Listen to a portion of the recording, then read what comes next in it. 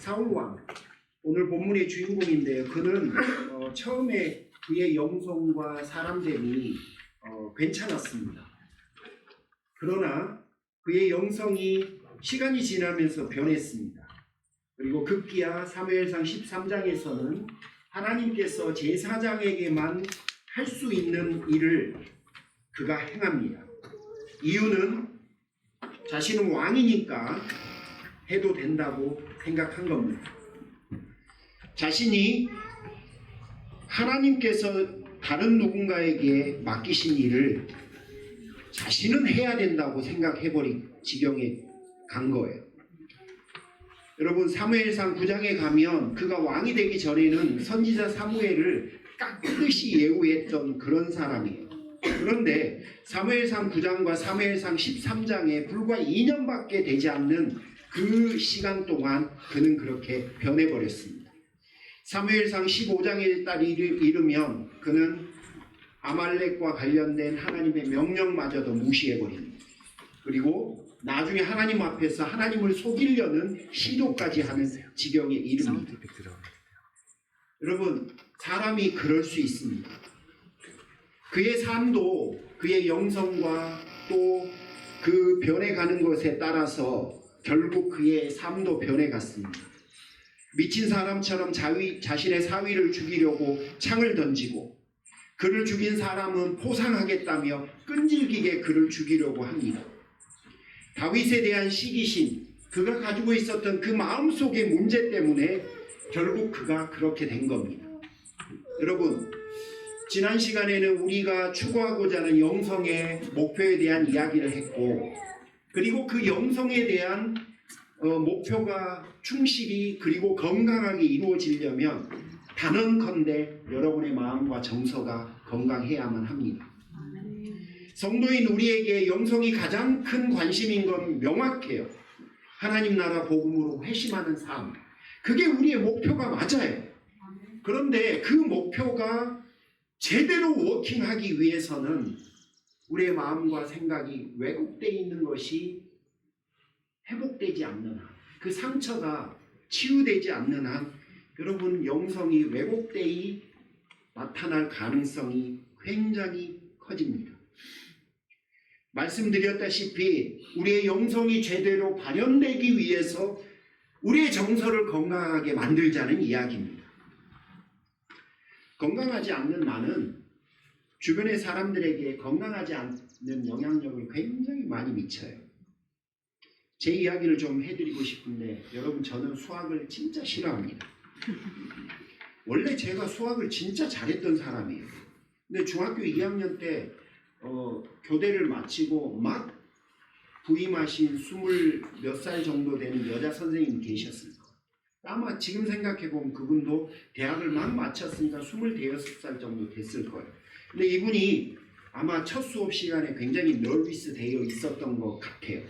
근데 선생님만 너비스 된 게 아니라 모든 학생들도 처음 만나니까 얼마나 많이 너비스 되어 있겠어요. 근데 여러분, 제가 공부를 좀 했던 사람입니다. 그런데 이 선생님 문제를 딱 해놓고 너 여기 나와서 풀어봐 그러는데 막 제가 긴장을 했어요. 그리고 결국 그 문제를 못 풀었어요. 아무것도 아닌 문제인데. 근데 선생님이 너 뭐니? 이것도 못 풀어? 손 내! 그래서 손을 냈는데 돌려! 그래서 손등을 30대 자로 제가 10대를 맞았어요. 너 뭐니? 이것도 못 풀어? 이 말이 저한테 엄청난 상처로 자리 잡고 그때부터 저는 수학이랑 다 싫었어요. 그러니까 여러분, 더 잘해. 제가 내가 괜히 꺼낸 나이 이야기를 이따 분석할 것 같은데, 아니 왜 더 잘했어야죠? 예, 너 뭐니?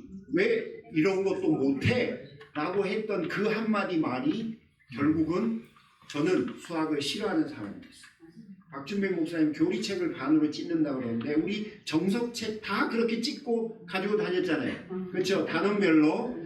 그리고 뭐 영어 성문 문법 책도 다 그렇게 가지고 다니고. 자, 진짜 저 그때까지만 해도 수학을 잘했던 사람인데 이분 때문에 결국 자 이게 저만의 이야기가 아니에요. 제가 만났던 분 중에 한 분의 이야기를 여러분과 공유합니다. 이분 진짜 순해요. 진짜 착한 분이에요. 김재철 집사님처럼 순하고 착해요.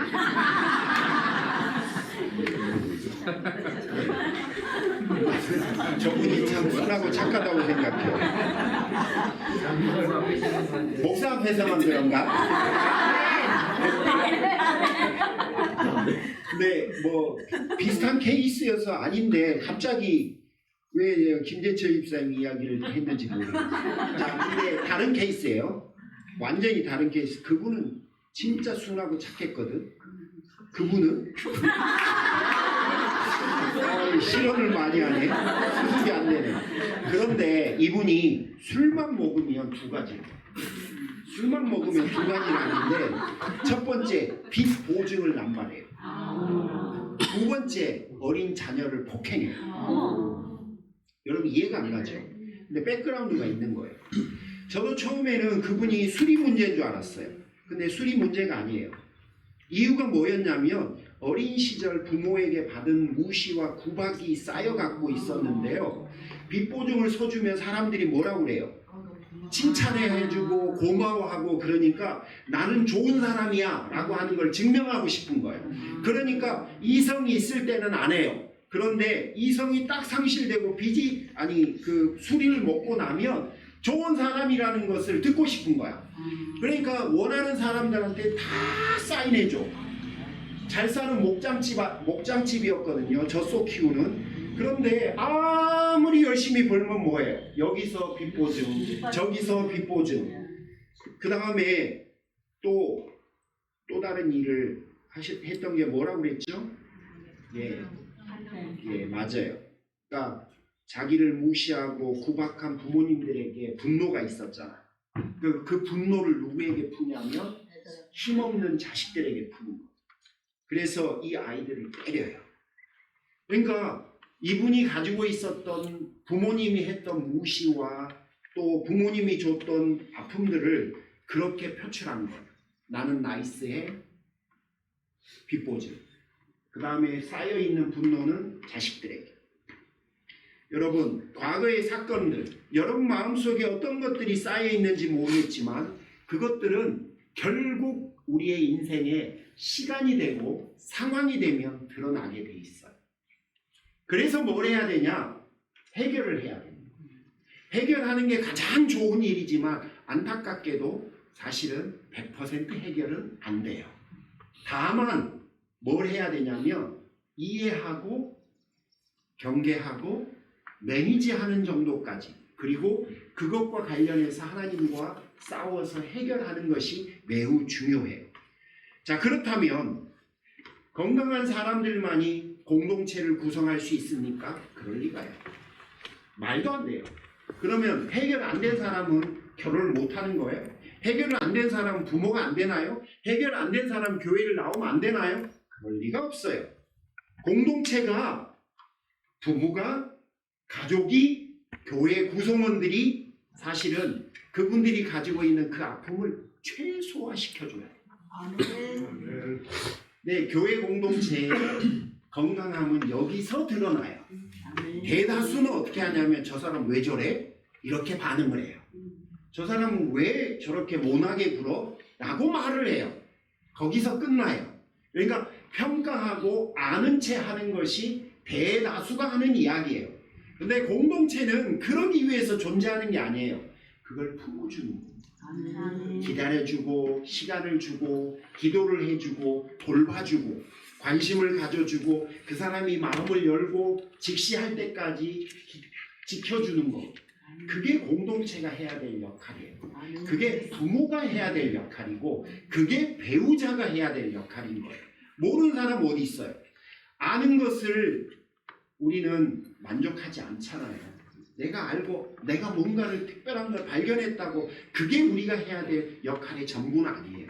그러니까 우리 교회 공동체는 그거를 회복시킬 수 있도록 완충작용을 해줄 수 있는 공동체가 되어야만 해요. 그게 교회 공동체에게 필요하고 요구하는 겁니다. 그런 이야기 많이 들으셨을 거예요. 저도 많이 하고 살았는데 아이들이 뭔가 잘못을 하면 내가 네 까불 때 알아봤다. 내가 항상 말했잖아. 조심하라. 살피고 또 살피라. 근데 너는 왜 그렇게 말을 안 듣니? 이게 네가 알아서 해. 나는 더 이상 능력도 마음도 없어. 그 다음에 꼭 한마디 붙였어요. 저는. 아이고 모지라는 건 어떻게 할까? 제가 그랬어요. 저도 그때는 뭘 몰라요. 이런 말로 자식들 마음에 상처를 줬네. 자식들 마음에만 상처를 줬을까요? 자식들에게 상처를 준 사람이 제 자신에게는 상처를 안 줬을까요? 당연히 주지. 저는 주일마다 제 자신에게 상처를 줘요. 아이, 모지라고 거기서 뭐하러 그 말을 해요. 수련회 끝나고 가면 또 제가 또 저한테 상처를 줄 거예요. 잘 좀 하지. 잘 좀 했으면 여러분 우리 그렇게 살아가잖아요. 근데 그렇게 행동해도 돼요. 그리고 서로들 그렇게 행동하면서 살아도 돼요. 다 그렇게 산다고 생각하기도 해요. 그런데 결코 그건 건강한 게 아니에요. 그렇죠? 그러므로 건강하지 않는 나는 내가 속한 모든 공동체에 건강하지 않은 영향을 미칠 수 있어요. 그래서 내가 건강해야 하는 거예요. 그렇다고 항상 우리가 건강할 수는 없어요. 지금 괜찮은 분들이 도움이 필요한 분들을 도와주면 되고 또 품어주고 기다려주면 되고 또 누군가가 회복돼서 건강해지면 또 누군가가 아플 때 또 가서 또 도와주고 또 기다려주고 그게 바로 공동체가 가질 수 있는 파워예요. 공동체는 이런 힘을 가지고 있어야 합니다. 그리고 당연히 이 일을 위해서는 대가를 지불해야 돼요. 대가. 그 대가를 지불하지 않는 공동체는 힘이 없는 거고 허위 공동체하고 마찬가지예요. 세상에 대가를 지불하지 않고 그렇게 된다? 아이고 그럴 리가요. 절대 그럴 리가 없어요. 1년에 한 번씩 수련회를 가자라고 이야기를 해도 여러분 처음부터 행복하고 처음부터 즐거울 수는 없고 처음부터 모든 사람들이 다 참여하는 건 아니에요. 해가는 거예요. 작년보다 올해 훨씬 여러분들이 더 스스로 행복하려고 애를 쓰시는 것 같더라고요. 그렇죠? 제가 느끼기에는 그랬어요. 뭔가 화려하고 멋져서가 아니라 여러분 스스로가 더 즐거우려고 더 행복하려고 노력하는 것이 제 눈에는 열심히 보였어요. 여러분 우리 그렇게 하는 겁니다. 아무 말 없이 그러나 따스한 마음과 부드러운 눈빛으로 지혜와 격려를 지속적으로 보여주는 거예요. 제가 올해인가 작년 말인가 받았던 저에게 주신 카드 중에 하나가 어른분이 저한테 이런 글귀를 써준 것이 마음에 계속 남아요. 그분이 뭐라고 그러냐면 목사님 오랜 시간 동안 묵묵히 지켜보며 기다려주셔서 고맙습니다. 저는 그 말이 너무 따뜻하게 들려서 아직도 참 행복해요. 좋아요. 우리가 누군가를 지켜봐주고 기다려주는 것이 서로에게 통하고 있는 거구나 그런 생각이 들었습니다. 여러분 우리 모두는 빛과 어두움이라고 하는 양면이 있어요. 어두움을 원하는 사람은 아무도 없어요. 과거의 상처, 부정적인 경험들, 슬픔과 상실, 약함, 살면서 스스로 느낀 한계 이런 것들에 의해서 우리에게 어두움이 생기는 거예요. 그런데 이 어둠들이 평소에는 아무 문제가 없어요. 그런데 아팠던 그때와 유사한 상황이 벌어지면 이 어두움이 본색을 드러내고 우리의 발목을 잡아대요. 그때 우리는 어떻게 해야 할까? 많은 분들이 아무 일 없어. 난 잘 살고 있어. 난 행복해. 스스로에게 마법을 걸듯이 주문을 외웁니다. 모른 채 아닌 채 회피하려고 합니다. 그래도 됩니다. 하지만 그러는 사이에 문제는 커져요. 나도 모르게 내 자신이 왜곡돼요. 나중에는 내가 변한 줄도 몰라요. 오늘 본문의 사울 왕처럼 자신을 위기에서 구해주었고 나중에는 자기의 사위가 된 다윗을 향해서 창을 던지는 사람이 되어버리는 거예요. 내버려 두면. 그래서 우리에게는 내 안에 있는 어두움을 탐색할 용기가 있어야 돼요. 그래야 내 자신이 가진 빛의 힘도 발견할 수 있는 거예요. 그러지 않으면 나에게 있는 어두움에 휩싸여서 내가 가지고 있는 빛이 무엇인지도 모르고 인생을 살아가요. 좀 답답하더라도 가면을 써야 때로는 안전하다는 것을 저도 압니다. 인정해요. 말하지 않는 것이 안전할 때도 있어요. 너무 무겁고 부자연스러워도 갑옷을 입어야 내가 강해 보이고 다른 사람들이 나를 무시하지 않는다는 것도 인정해요. 하지만 가면을 쓰고 있는 여러분의 모습, 갑옷을 입고 있는 여러분의 모습이 건강해 보이십니까? 그래서 오늘 여러분에게 제안드려요. 탐색하세요. 여러분 안에 있는 어두움들이 어떤 것들이 있는지. 없는 사람은 아무도 없어요. 다 있어요. 종류가 다를 뿐이고 과거의 어떤 경험에 의해서 그런 것일 뿐이고. 여러분, 제가 수학 이야기를 했지만 국어 선생님은 저를 너무너무 이뻐해 줬어요. 한문 선생님은 제가 한석봉보다 유명한 명필이 될 거예요. 그래서 이분이 한문학과를 가라고 저를 얼마나 꼬셨는지 몰라요. 제가 오죽 좋았으면 그때부터 시경을 읽기 시작했다니까요. 세월이 25년, 35년이 지났지만 제가 외우고 있는 한시도 있어요. 지금도. 여러분, 이몽룡이가 변사또 앞에서 지었던 시 생각나세요? 금준미주는 천인열이요 옥방가에는 만성보 총누락시에 민누락이요 가성고체의 원성보라. 뭔 말인지 모르시고 지금 오오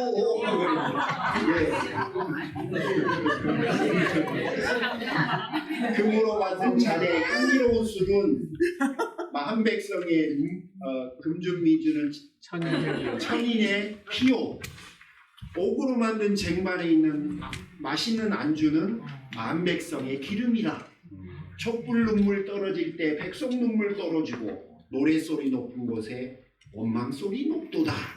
박수. 자, 상처도 있고 사실은 아름다운 빛도 있어요. 그게 우리예요. 그러면 여러분은 여러분 안에 있는 상처를 더 강화시키겠어요? 아니면 여러분 안에 있는 빛을 더 강화시키겠어요? 여러분은 누군가에게, 여러분 가족이든 배우자든 자녀든 교회 공동체든 여러분 주변에 있는 누구든 그분의 상처에 어텐션해서 그거를 강화시키는 게 지혜로울까요? 아니면 그분이 가지고 있는 빛을 확대시키는 게 지혜로울까요? 당연한 거예요. 공동체가 건강해지려면, 우리가 하나님 나라를 살아가는 건강한 공동체가 되려면 긁어부스럼은 피하는 게 제일 좋아. 제가 목사로서 우리 교회 리더 중에 한 명이지만 여러분, 제가 취하는 리더십 중에 하나가 뭐냐면 저는 문제를 만든, 문제가 되지 않게 하기 위한 노력을 1순위로 해요. 눈에 보이고 누군가가 저에게 그 이슈를 말할 때 제가 입을 열어서 말하는 순간 그거는 이슈가 돼요. 속으로 부글부글 끓고 또 실망스러운 일들이 있더라도 가급적 그거를 이슈로 만들지 않기 위해 애를 쓰고 노력합니다. 그걸 회피로 느껴지는 수도 있어요. 하지만 회피하기 위해서가 아니라 사실은 이슈로 만들지 않기 위해서 그렇게 합니다. 그러니 여러분, 우리는 그렇게 했으면 그게 정답은 아니지만 마음속에 기억해 주셨으면 좋겠어요. 항상 여러분에게 반복적으로 드리는 이야기인데, 이게 조영규 목사님, 그분이 질문을 받고 그분이 하신 답 중에 하나가 뭐였냐면, 목사님은 어떻게 그렇게 멋지게 영혼들을 변화시키는 도구가 되셨어요? 그랬더니 그분이 뭐라고 하셨냐면, 나는 반복을 두려워하지 않습니다 라는 이야기를 했는데, 저는 그게 일리 있다고 봐요. 반복을 두려워하지 않는 것은 하고 싶은 이야기를 각인시키는 걸 말해요.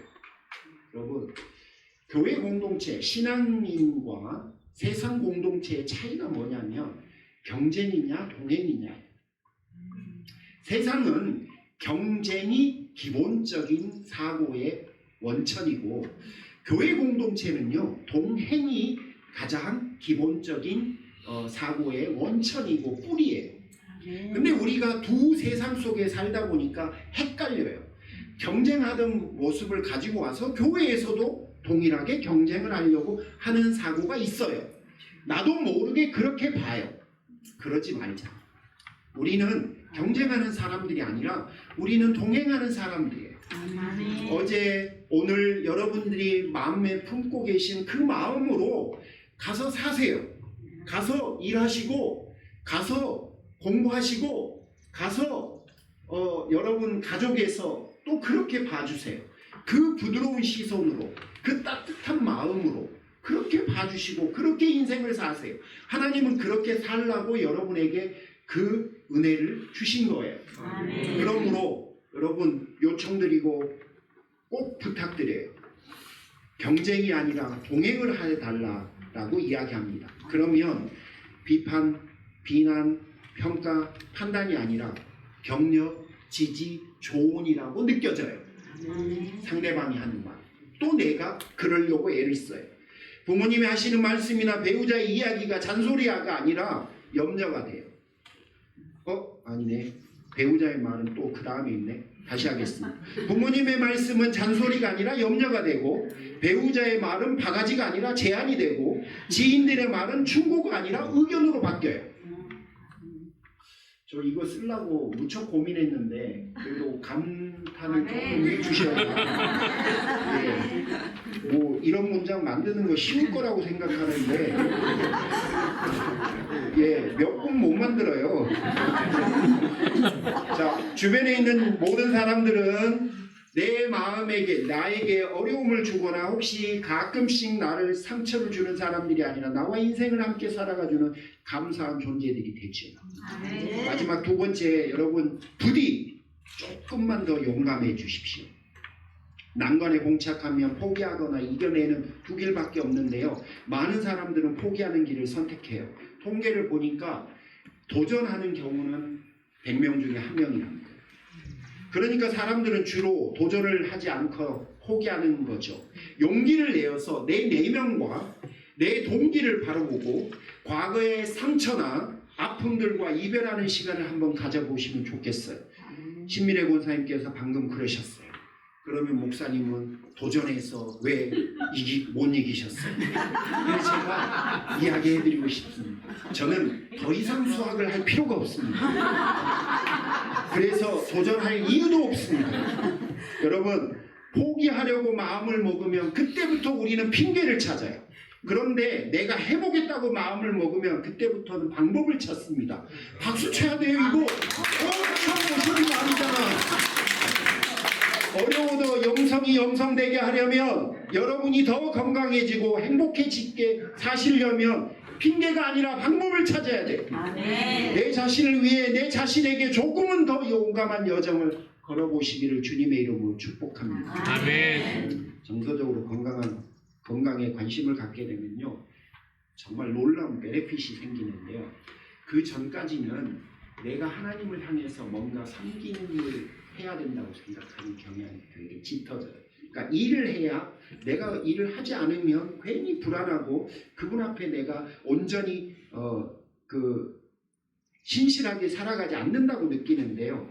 내 정서적 건강에 관심을 갖기 시작하면 그 다음부터 생각이 조금 바뀌어요.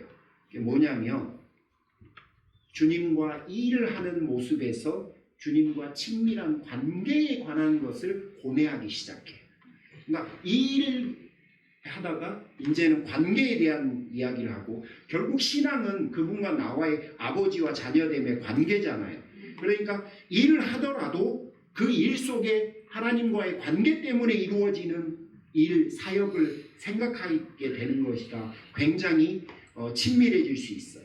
그리고 영성과 정서가 통합되는 길을 가면요, 처음에는 부자연스럽고 어렵게 느껴졌지만 여러분의 삶이 훨씬 더 아름답게 그분과 친밀한 삶을 살아갈 수 있습니다. 마무리하겠습니다. 하나님 나라 복음으로 회심하고 얼마나 멋져요. 거기다가 정서적으로 건강해진다. 천하무적이에요. 이 두 가지만 되잖아요. 그러면 여러분 진짜 놀라운 일이 벌어져요. 그거는 여러분의 일상에서 갑자기 뭐 로또가 맞거나 그런 일은 절대 벌어지지 않고, 여러분 일상의 삶과 여러분 중심에서 전국을 살게 돼요. 진짜 그렇게 변해요. 그래서 여러분이 그런 멋진 인생을 살았으면 좋겠습니다. 하나님의 임재와 손길을 맛보고 매 순간 하나님을 누리게 되실 겁니다. 여러분 부디 그 길로 와주십시오. 하나님은 그걸 기대하십니다. 제가 한번 기도하겠습니다. 하나님 감사합니다. 선하시고 자비로우신 놀라운 역사가 우리 안에 있게 하옵소서. 감사드리오며 예수님의 이름으로 기도 올립니다. 약속한 시간이 여러분 4분밖에 안 남아갖고 여러분 헌금 찬송을 생략해야 될 것 같습니다. 그리고 한 가지 광고 드립니다. 여기 되면 우리 바로 이거 얼른 하나씩만 의자를 좀 해주시고 찬양팀은 얼른 빼주시고 그 다음에 식사 시간까지는 자유롭게 시간을 좀 보내셨으면 좋겠고 그리고 아까 보니까 내년 프로그램 중에 하나가 생각났어요. 손미숙 집사님이 이거 아침 체조 이거 기가 막히더라고. 네. 끝나고 여러분 그런 걸 좀 즐기셔도 좋을 것 같습니다. 한번 부탁드립니다. 손쌤이 됐어, 손쌤. 그 다음에 여러분 한번 해보시니까 어때요? 좋죠? 네. 1박 2일. 네. 저는 아직도 목말라요. 네. 여기 계신 분이 우리 교인들의 85%에서 90% 정도 오셨는데 저는 100%가 다 오셨으면 좋겠어요. 그리고 마음껏 즐거워하시고 이게 우리의 그 레가시가 되었으면 좋겠습니다. 그러니까 그렇게 여러분 좀 만들어 주셨으면 좋겠습니다. 제가 헌금을 위해서 기도하겠습니다. 하나님 감사합니다. 귀한 분들이 오늘 또 주님 앞에 믿음의 고백을 드리며 예물을 드렸습니다. 하나님 축복해 주옵소서. 주님 첫 돌을 맞이한 앨리스 이장로님 이권사님 손주 하나님께서 그 아이가 하나님 앞에 아름답고 복되게 자랄 수 있도록 축복해 주옵소서. 하나님 변 목사님 사모님 가는 걸음걸음마다 주께서 늘 동행해 주옵소서. 하나님 오늘부터 휴가를 맞아서 한국을 방문하는 박 목사님 부부에게도 하나님의 선하신 은혜가 충만하게 임하게 하옵소서. 하나님 정한 형제 소형자매 도윤이 텍사스에서 우리 함께 했는데 사랑하는 가족도 하나님의 은혜에 맡겨드리오니 그곳에서 계속해서 성숙해져 가게 하시고 또 우리 함께 기도하고 있는 그것들을 이룰 수 있도록 하나님 축복해 주옵소서. 이제는 우리 주 예수 그리스도의 은혜와 하나님 아버지의 극진하신 사랑하심과 성령님의 감화 감동 내주 충만 역사하심이 사랑하는 모든 성도들에게 지금부터 영원토록 함께 하실 줄 믿습니다. 아멘.